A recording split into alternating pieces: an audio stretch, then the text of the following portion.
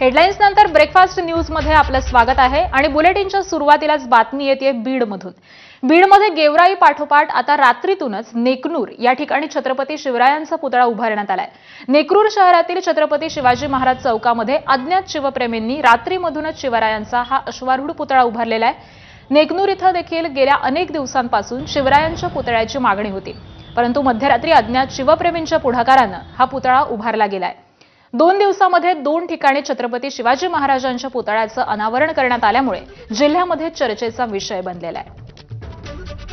तर गेवराईमध्ये देखील 2 दिवसापूर्वी छत्रपती शिवाजी महाराजांचा अश्वारूढ पुतळा हा बसवण्यात आलेला होता आणि त्यानंतर काल रात्री नेकनूरमध्ये देखील अशाच पद्धतीने हा अश्वारूढ असा छत्रपती शिवाजी महाराजांचा पुतळा पुन्हा एकदा बसवण्यात आलेला आहे।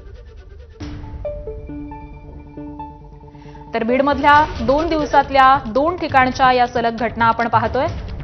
गेवराईमध्ये काही दिवसांपासूनच छत्रपती शिवरायांचा हा पुतळा उभारण्याची मागणी होत होती आणि त्यानंतर गेवराईमध्ये काही शिवप्रेमी हे एकवटले आणि त्यांनी छत्रपती शिवाजी महाराजांचा हा अश्वारूढ असा पुतळा इथं स्थापन केला आणि त्यानंतर अशाच पद्धतीने नेकनूरमध्ये देखील काल रात्रीच्या सुमारास शिवप्रेमींनी शिवरायांचा हा पुतळा अश्वारूढ असा पुतळा इथं स्थापन केलेला आहे।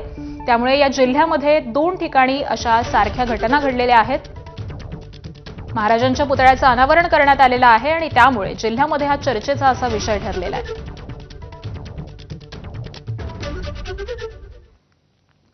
आणि शिवजयंतीच्या निमित्तानं राज्यातील विविध जिल्ह्यांमध्ये विनापरवानगी शिवरायांचे पुतळे उभारण्याच्या घटना या समोर आल्यात। या घटनांमुळे वाद पेटलेला आहे। हिंगोलीच्या हट्टा गावामध्ये परवानगीशिवाय शिवस्मारक उभारण्यात आलं, तर बुलढाण्यातील चिखला काकड गावामध्ये शिवरायांचा पुतळा बसवण्यावरून वाद झाला। अखेर तिथे शिवरायांचा अश्वारूढ पुतळा हा उभारण्यात आला। सोलापूरच्या मोहोळमध्ये देखील परवानगीशिवाय शिवरायांचा पुतळा हा उभारण्यात आला। तर आता बीड जिल्ह्यामध्ये 2 दिवसांमध्ये गेवराई आणि नेकनूरमध्ये शिवरायांचे हे पुतळे उभारण्यात आलेले आहेत।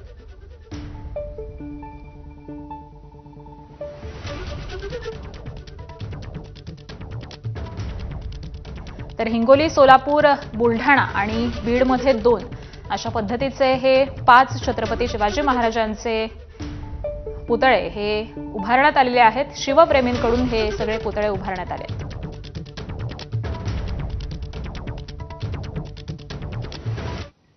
आणि यानंतर पुढची एक मोठी बातमी पाहूयात। शिवसेना उद्धव बाळासाहेब ठाकरे पक्षाचे